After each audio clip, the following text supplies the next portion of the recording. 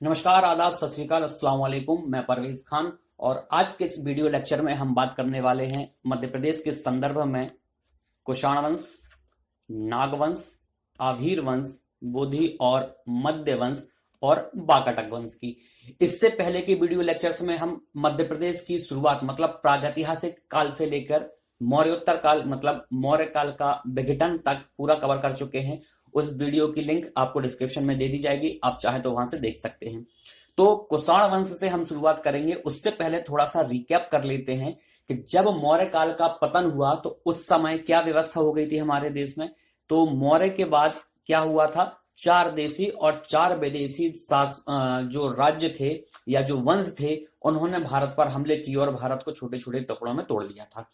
अब उन्हीं में से एक था कुषाण जो बाहर से आए थे। ठीक है, इससे पहले तीन और हमने पिछले वीडियो लेक्चर में देखे कौन से थे। एक तो हमारा था हिंद यवन, ठीक, इंडो ग्रीक जिसको बोलते हैं। उसके बाद शक, फिर पार्थियन। पार्थियन मध्य प्रदेश के संदर्भ में नहीं है इसलिए इसको हम नहीं पढ़ते हैं। और आखिरी जो है वो है कुषाण वंश। ठीक है, तो हिंद यवन वो पहले वंश थे जो बैक्ट्रिया के ग्रीक थे जिन्होंने भारत पर हमला किया था। और ये समय काल था कौन सा, जो पुष्यमित्र शुंग के समकालीन थे। मौर्य काल के बाद जस्ट उसके बाद में शुंग वंश आया था और उसी समय इन लोगों ने बाहर से हमला कर लिया। क्यों हमला कर लिया? क्योंकि इनको पता चला कि जो अखंड भारत पर शासन करने वाला मौर्य साम्राज्य था अब वो उतना दमदार नहीं बचा। अशोक की मृत्यु हो चुकी थी, उसके बाद 20-25 साल तक छोटे छोटे कुछ राजाओं ने शासन किया और वहां जो है इन भारत की कमजोरी सामने आई और ये विदेशों तक भी पहुंची। आज भी यही होता है कि अगर कोई देश की राजनीतिक व्यवस्था कमजोर होती है तो सारे देशों को पता चल जाता है। उस समय भी यही होता था। तो ऐसे ही इनको भी खबर लगी और ये आके हमले करने लग गए। तो ये हमले कर रहे हैं तो ठीक है भैया, फिर ये भी कहां रुकने वाले थे? कुषाण। कुषाण कौन थे? कुषाण चीन से आए थे। ये चीनी व्यक्ति थे। इनका इतिहास ज्यादातर हमको चीन के लिखे ग्रंथों से ही मिलता है। और कुषाणों में ही एक बहुत जो पावरफुल था, जो सबसे ज्यादा प्रतापी राजा था, वो कनिष्क। और 78 ईस्वी में कनिष्क ने शक संवत की शुरुआत की थी, जिसको आज भारत देश भी अपनाता है। ये वही शक संवत है। तो कुषाण वंश की शुरुआत जो की थी वो किसने की थी? कुजुल कडफिसस। ठीक, कुजुल कडफिसस। तो ये इसका समयकाल नहीं है, ये समयकाल पूरे कुषाण वंश का है। ठीक है, ये इसका समयकाल नहीं है, ये पूरा कुषाण वंश का है, इसको करेक्ट कर लीजिएगा। उसके बाद अंतिम शासक हुए वासुदेव द्वितीय और सबसे प्रतापी राजा हुआ हमारा कनिष्क। और कनिष्क जो है वो बौद्ध धर्म का बहुत बड़ा संरक्षक था।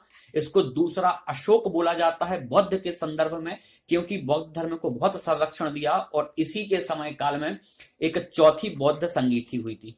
तो जो चौथी बौद्ध संगीति हुई थी वो कनिष्क के समय में हुई थी। कहां पर हुई थी?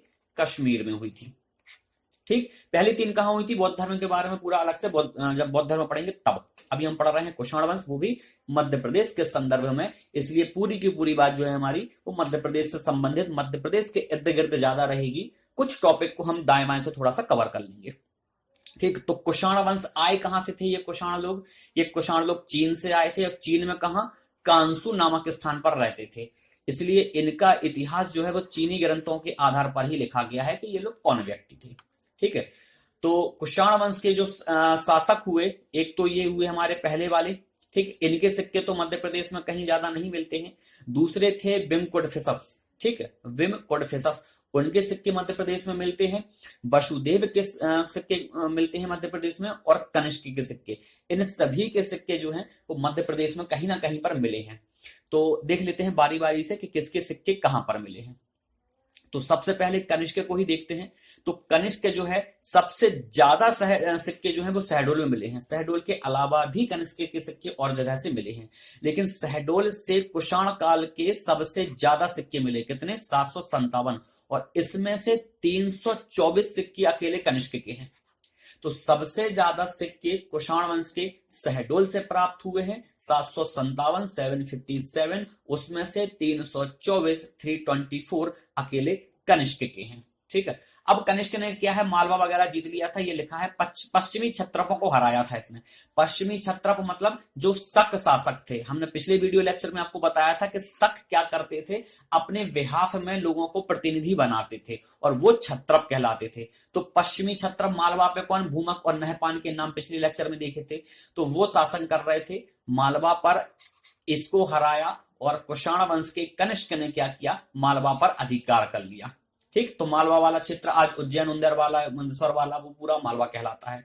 तो शहडोल से इसके सिक्के प्राप्त हुए। इसके बाद बिमकुडफिसस जो दूसरा शासक था कुषाण वंश का, उसके सिक्के मिले हैं कहां से, विदिशा से, एक सिक्का उसका प्राप्त हुआ है। कनिष्क के सिक्के शहडोल से तो मिले ही हैं, साथ में हरदा से और झाझापुरी यहां से भी मिले हैं, भेड़ाघाट से भी मिले हैं, मतलब जबलपुर से भी मिले हैं। इसके अलावा कुषाण के जो हैं, कनिष्क के जो हैं वो अभिलेख, सांची अभिलेख और भेड़ाघाट अभिलेख, यहां से 2 मूर्ति लेख मिले हैं। तो कुषाण वंश के कुषाणों में सबसे ज्यादा महत्वपूर्ण कौन है, कनिष्क। ठीक, कनिष्क। तो कनिष्क ने क्या किया, 78 ईस्वी में अपना राज्याभिषेक कराया, 78 ईस्वी में, और इसी 78 ईस्वी से इसने शक संवत की शुरुआत की। किसने, कनिष्क ने। ठीक है, शक संवत की शुरुआत की और इसी शक संवत को आज जो है वो भारत सरकार अपनाती है। तो भारत सरकार जो है इसी शक संवत को अपनाती है और इसकी शुरुआत चैत्र माह से शुरू मानी जाती है। तो भारत जिसको शक संवत को अपनाता है वो चैत्र से शुरुआत है उसकी, और डेट 21 या फिर 22 मार्च। ठीक है, जो हमारे यहाँ हिंदू नववर्ष में प्रथम दिन माना जाता है, हैप्पी न्यू ईयर जो है वो यही है। ठीक, तो हमारा हैप्पी न्यू ईयर 21 या 22 मार्च, और इसी से शक संवत की शुरुआत हुई। किसने की, कनिष्क ने की। कब की, 78 ईस्वी में की। क्या हुआ था उस समय, उस समय कनिष्क ने अपना राज्याभिषेक कराया था। ठीक, तो ये हो गया कनिष्क के बारे में। इसके अलावा कुषाण वंश, तो कुषाण वंश कहां से आए थे, चीन से आए थे। इनका इतिहास चीनी ग्रंथ से मिलता है। पहला शासक कौन था, तो पहला शासक कुडफिसस था। ठीक, अजीब सा नाम है इसका, लेकिन 1-2 बार पढ़ोगे तो हमको क्लियर हो जाएगा। ठीक, कौन था, कुडफिसस या फिर कुजुलकुडफिसस, ये नाम याद रखना है अपन को। अंतिम शासक कौन था, वसुदेव द्वितीय था। ठीक है, चीनी ग्रंथों से हमको इसकी जानकारी मिलती है। और वसुदेव के सिक्के भी मध्य प्रदेश से प्राप्त हुए हैं। तो कहां से मिले हैं, ये सिक्के जबलपुर से मिले हैं, जबलपुर में तेवर। और काय का है, किस धातु का है, तो तांबे का सिक्का है। ठीक, अच्छा, इन लोगों ने सोने के सिक्के भी चलाए थे, कनिष्क ने सोने के सिक्के भी चलाए थे। और सातवाहन वंश के शासकों ने कौन से सिक्के चलाए थे, पिछले लेक्चर में क्या बताया था हमने, सातवाहनों ने चलाए थे कौन से सिक्के, शीशे के। ठीक, और ये शीशा धातु है, कांच नहीं है ना, पिछली बार बता चुके अपन को इसको। ठीक है, इसके बाद मध्य प्रदेश के संदर्भ में और कुषाणों के बारे में कोई विशेष जानकारी प्राप्त नहीं होती है। बस यही है कि कनिष्क के सिक्के कहां से मिले थे, तो शहडोल से मिले थे और जबलपुर से भी मिले हैं। ठीक, पूरे सबके। नेक्स्ट है हमारा नागवंश। तो जब कुषाणों का पतन हुआ तो उसके बाद नागवंशों का उदय हुआ, और नागवंशों में इसके संस्थापक जो हैं, इसके संस्थापक मानते हैं किसको, बृषनाग को। ठीक, बृषनाग को इसका संस्थापक माना जाता है। ठीक, तो बृषनाग को इसका संस्थापक माना जाता है।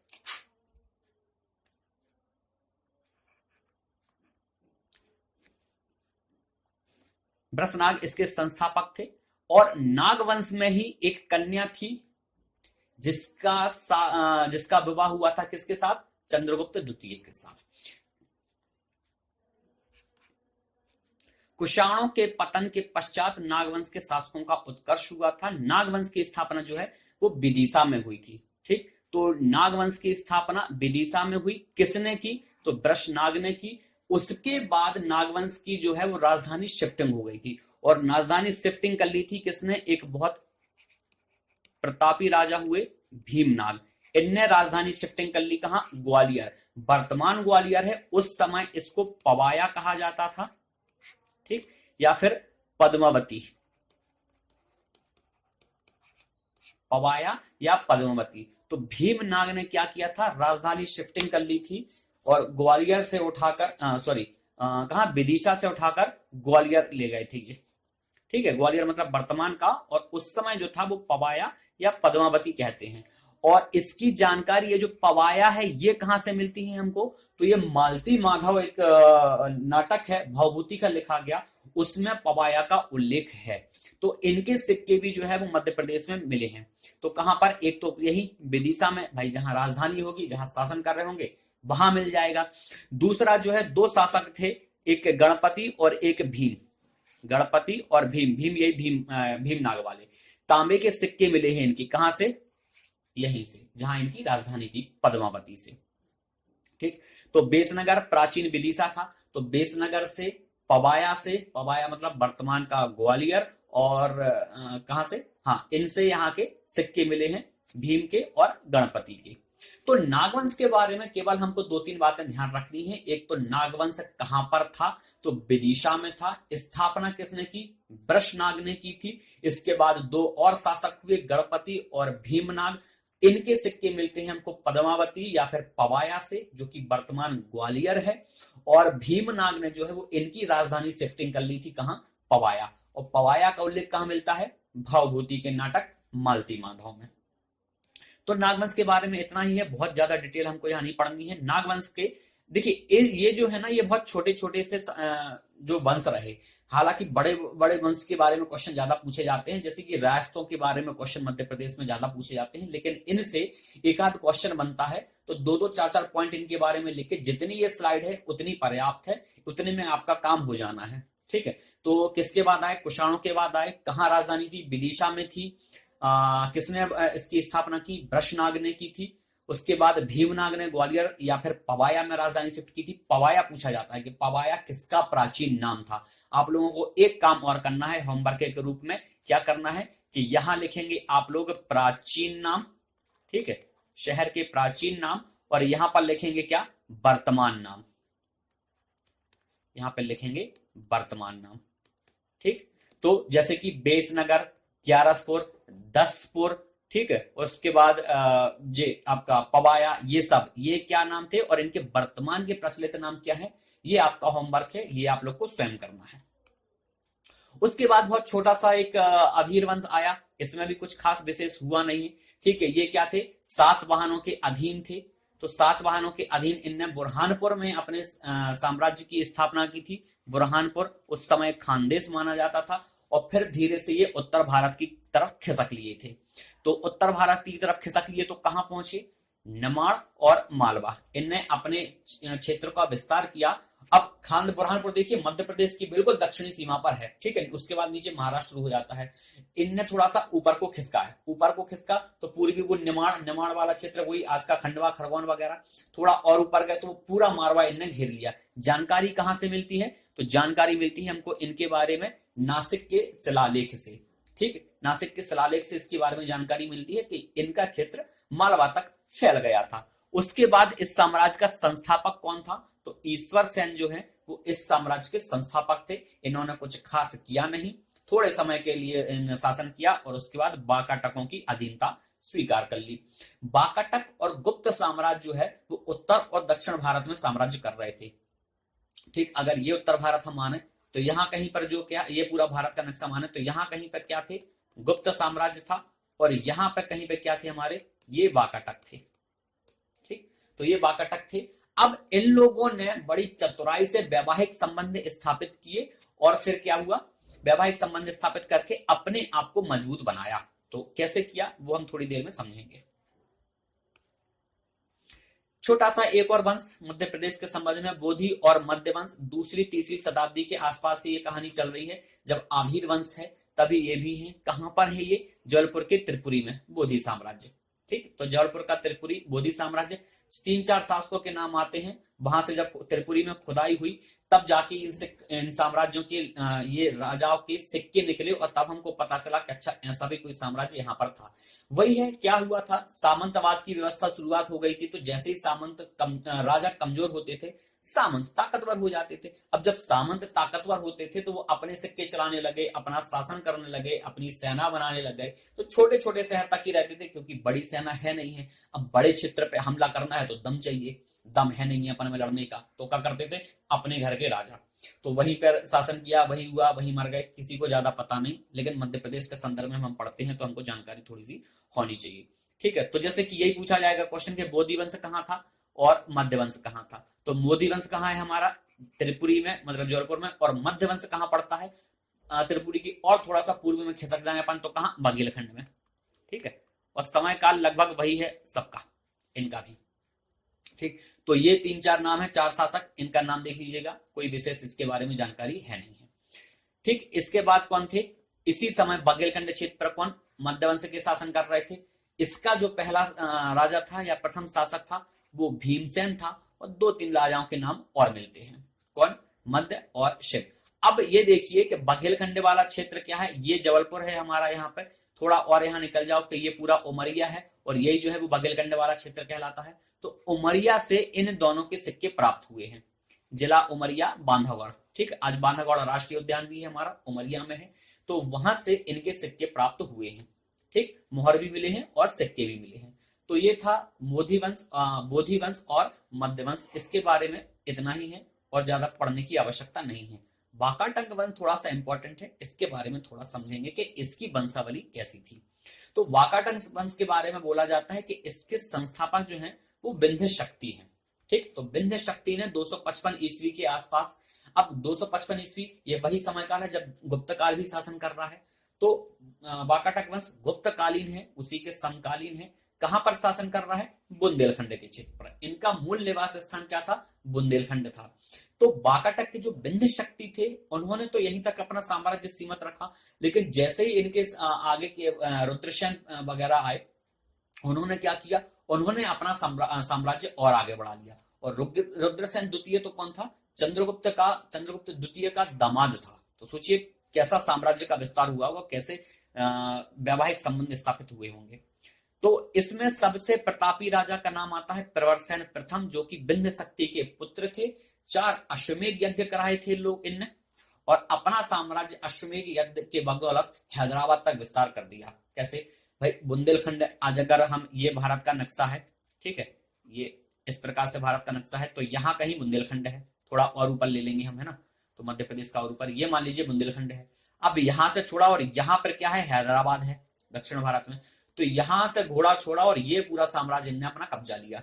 अश्वमेध यज्ञ आपको पता है क्या होता था, कि घोड़े छोड़े जाते थे, घोड़ा जाएगा आगे आगे, पीछे पीछे चल रही होगी सेना, और जहां तक घोड़ा जाएगा वो पूरा शासन, वो पूरा राज्य जो है वो उस सैनिक या उस राजा के अधीन आ जाएगा जिसका घोड़ा जा रहा है।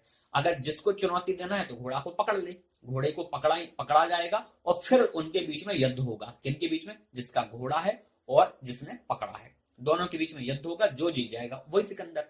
लेकिन जहां तक घोड़ा गया और किसी ने नहीं रोका तो वो ऑटोमेटिक बाय डिफॉल्ट घोड़े वाले शासक के पास में पहुंच जाएगा। ठीक, इसके बाद क्या होता था कि जहां तक घोड़ा पहुंचा, राजा को लगा कि अब पर्याप्त है, तो घोड़े को रोका, हवन हुआ, यज्ञ हुआ, घोड़े की बलि चला दी। तो घोड़े की बलि दी जाती थी इसमें।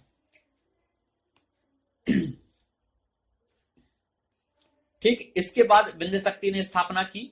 इसका पुत्र था प्रवरसेन। इसने क्या किया, यज्ञ यज्ञ कराया था और बुंदेलखंड से लेकर दक्षिण हैदराबाद तक इसका साम्राज्य स्थापित हो गया था। उसके बाद जो है इसी का प्रवरसेन का पौत्र था रुद्रसेन प्रथम।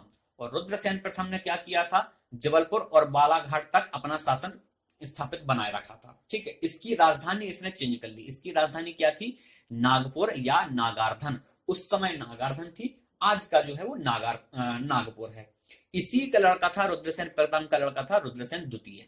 ठीक, रुद्रसेन द्वितीय। और इसका विवाह हुआ था प्रभावती गुप्त के साथ। इसका विवाह हुआ था प्रभावती गुप्त के साथ। तो प्रभावती गुप्त कौन थी, प्रभावती गुप्त गुप्त साम्राज्य की कन्या थी, जिसके पिता का नाम था कौन थे पिता इनके, चंद्रगुप्त द्वितीय।